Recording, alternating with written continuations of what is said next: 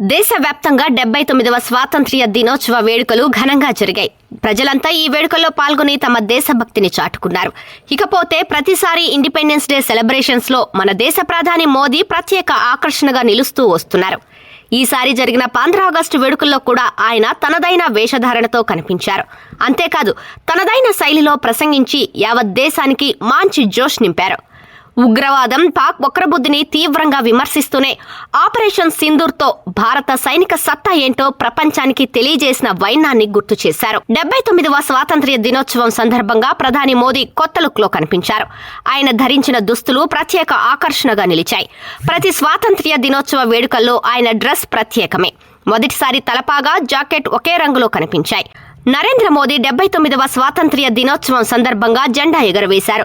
ప్రధానమంత్రిగా ఎర్రకోట నుండి మోదీ ప్రసంగించడం ఇది 12వసారి. స్వాతంత్ర్య దినోత్సవం సందర్భంగా ప్రధాని మోదీ ధరించిన తలపాగా ముఖ్యంగా వార్తల్లో నిలిచింది.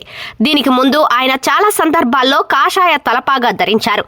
కానీ ప్రధానమంత్రి జాకెట్, తలపాగా రెండూ కాషాయ రంగులో ఉండటం ఇదే తొలిసారి.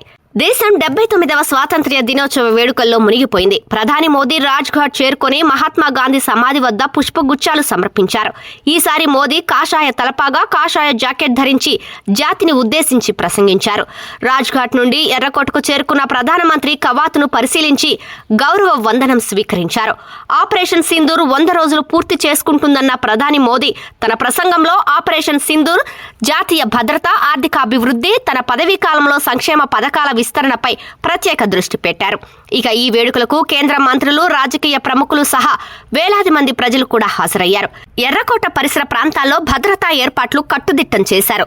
దేశ రాజధాని హస్తినలో భద్రతను కట్టుదిట్టం చేశారు.